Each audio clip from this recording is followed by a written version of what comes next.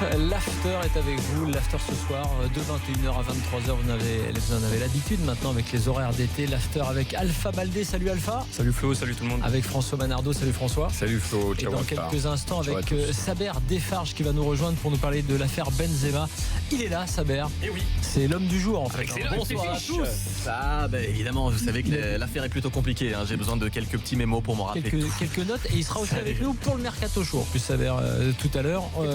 Au programme d'ailleurs de l'after. Donc l'affaire Benzema. Il obtient gain de cause devant la Cour de cassation. Il reste mis en examen. On va tout décortiquer dans quelques instants. Vous allez entendre les avocats de Karim Benzema. Puis on va aussi vous poser cette question. Évidemment, est-ce que ça relance quoi que ce soit ou pas du tout, notamment par rapport à l'équipe de France, parce que Noël Le Graët s'est fendu d'un commentaire, on va dire sympathique à l'endroit de Karim Benzema. On va parler de ça avec vous. On vous attend au 32-16. Le Mercato Show, donc comme tous les soirs, il y a pas mal d'infos ce soir.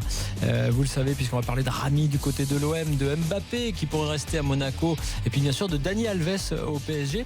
Notre invité sera Alexis Blin, le milieu de terrain de Toulouse. Et puis les avis tranchés de l'after ce soir vont nous amener sur les sommes records des transferts avec Alpha Baldé. François Manardo lui va nous parler du Paris Saint-Germain.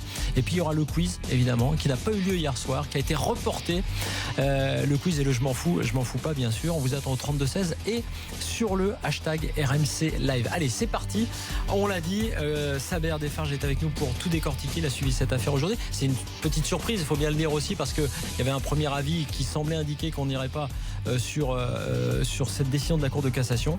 Mais effectivement, Karim Benzema a gagné une bataille judiciaire. C'est une bataille judiciaire évidemment, mais ce n'est pas encore la guerre, si je puis dire. C'est un petit peu trop facile, vous allez me dire, mais effectivement la décision elle est simple. C'est la Cour de cassation qui a cassé et annulé la décision de la Cour d'appel de Versailles en décembre dernier. Cour d'appel qui avait validé l'enquête en décembre dernier. Les avocats de la défense, dont ceux de Karim Benzema, avaient demandé la nullité de la procédure en cause. Les écoutes téléphoniques, pièce centrale de ce dossier. Les avocats de la défense estiment que le policier sous couverture qui s'était fait passer en fait pour un proche effectivement de Mathieu Valbuena pour négocier avec le corbeau présumé, avait provoqué à l'infraction ce dernier.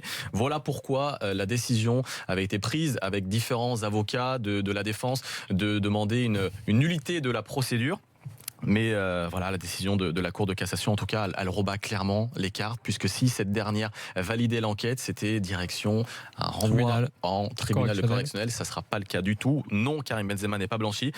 Mais voilà, l'affaire est maintenant renvoyée devant la Cour d'appel de Paris. C'est elle qui va statuer si oui ou non l'enquête est validée. Si ce n'est pas le cas, peut-être que dans 4 à 6 mois, l'affaire Karim Benzema, sextape avec de Mathieu Valbuena. C'est la Cour d'appel de Paris qui va évidemment reprendre le bébé, on va dire, pour dire si l'enquête est valide ou pas. Donc il y a on va dire une nouvelle possibilité pour qu'elle soit validée ou pas. Et pour savoir si on va effectivement devant un tribunal in fine. Sur la forme, en fait. La juger la procédure et pas sur le fond. La procédure menée par l'officier de police judiciaire qui se faisait appeler Lucas. Il y a, évidemment, quand c'est un verdict de la Cour de cassation, il ne peut pas y avoir d'appel. Un arrêt. C'est un arrêt. Il ne peut pas y avoir d'appel de la part des avocats des juridictions. Donc effectivement, c'est un arrêt et uniquement un arrêt. On a pu rencontrer justement Maître Spinozzi, qui est l'avocat de Karim Benzema. C'est une victoire, clairement, pour le clan Benzema. Je vous propose de l'écouter. On va l'écouter tout de suite. C'est évidemment une première victoire très importante. C'est certainement un grand tournant en fait dans ce dossier, puisque la Cour de cassation a considéré que l'enquête qui avait été engagée à l'encontre de Karim Benzema était déloyale du fait de la présence trop active d'un policier qui était un policier infiltré, qui s'est présenté comme le négociateur de Monsieur Valbuena et qui a joué un rôle trop important, qui a incité en réalité, nous dit la Cour de cassation, à la commission de l'infraction. Aujourd'hui, il est quasiment certain, si la Cour d'appel de Paris suit la décision de la Cour de cassation, comme elle devrait le faire, que l'ensemble du dossier soit annulé et que Karim Benzema ne soit jamais renvoyé devant un juge correctionnel.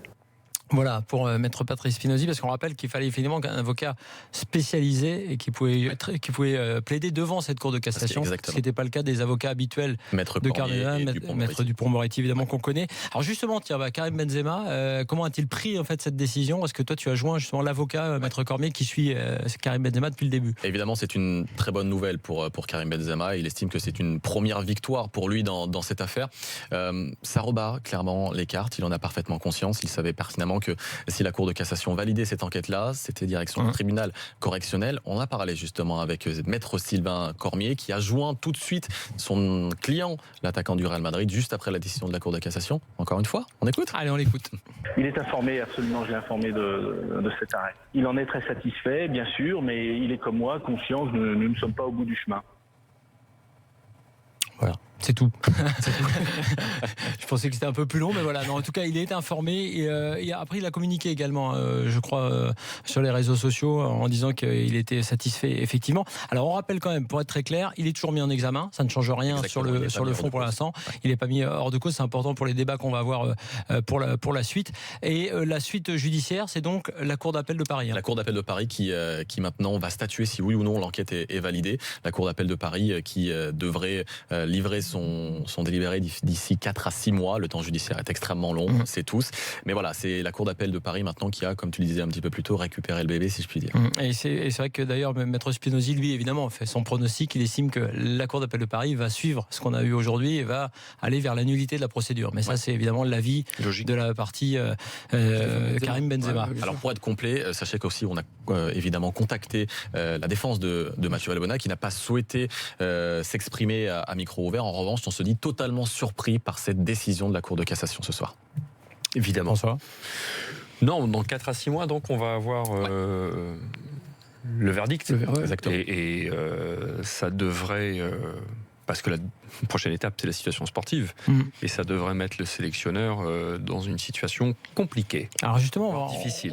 On va parler de ça. Tiens, on va le faire tout de suite. Noël Le Graët a réagi assez clairement, Saber, en finalement soutenant cette décision, en s'estimant très heureux pour Karim Benzema. Oui, très heureux pour Karim Benzema. On le sait, très très proche évidemment de l'attaquant du Real Madrid. Noël Le Graët qui s'est satisfait de la décision de la Cour de cassation. Pourtant, celle-ci évidemment relance l'affaire, rebat les cartes. Mais attention, on le répète encore une fois, on a pu le voir dans différents réseaux sociaux aujourd'hui. Karim Benzema n'est pour l'heure pas mis hors de cause, il n'est pas blanchi dans cette affaire. Le renvoi devant la cour d'appel de Paris statuera si oui ou non ces écoutes-là téléphoniques sont validées, si oui ou non finalement cette pièce centrale dans ce dossier ne tombe pas, puisqu'on le sait, si demain les écoutes téléphoniques, elles, ne sont plus validées, ce sera la fin potentiellement de cette affaire dite de la sextape de Mathieu Valbuena. Mais en tout cas, Noël Le Graët s'est réjoui de cette décision de la Cour de cassation. Il s'est réjoui pour Karim Benzema.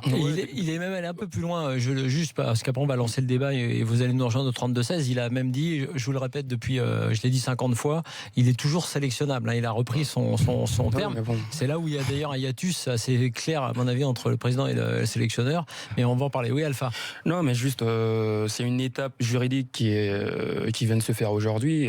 Karim n'est pas complètement blanchi, il n'a pas complètement non plus remporté cette bataille juridique. C'est sûr que pour le joueur, moi, pour une fois, il n'y a pas eu de déclaration accompagnée de photos où il s'exprime avec des mots un petit peu trop osés. Donc je pense déjà que personnellement, il en est conscient de l'enjeu juridique, son image et tout ce qui est sportif. Mais voilà, on reste là sur le domaine purement juridique. Il y a une étape qui est franchie, ça va forcément faire du bien au clan Benzema et à la suite des événements, à la suite de la procédure, parce que quand même, ce qui s'est fait aujourd'hui, ça va pas être négligé par la Cour de Paris dans quelques mois.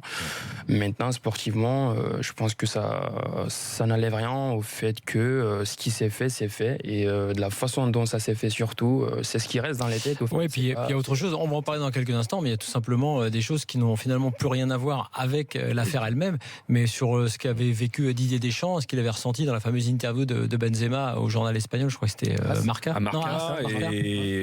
Juste quelques mois avant, la une de Libération, comme quoi Karim Benzema avait été entendu en tant que témoin dans une autre affaire, et Didier Deschamps et Noël Le Graët, qui là à ce moment-là le défendaient tous les deux de concert et dans les médias, avaient été surpris. C'est un euphémisme. Sans oublier ce qui en avait découlé également, puisque sa maison en Bretagne avait été taguée. On va en reparler dans quelques instants. Vous êtes nombreux à réagir sur le hashtag RMC Live. Yves Play nous dit: Le Graët qui soutient Benzema au détriment de Valbuena, c'est scandaleux, il aurait dû être neutre, il a clairement choisi son camp. Et puis Alexandre qui nous dit: je pense que pour Deschamps ça ne va rien changer quant à une future sélection de Benzema. Il y a trop de choses et trop de paroles, et puis aussi un groupe qui s'est constitué. On va parler de tout ça, du problème sportif, avec Momo qui nous attend au 32-16 et avec vous tous. L'affaire Benzema, plutôt l'affaire de la sextape, qui est relancée au moins judiciairement ce soir. On en reparle dans quelques instants dans l'after. Je vous rappelle qu'après il y aura les infos mercato et notre invité, le Toulousain Alexis Blin. À tout de suite.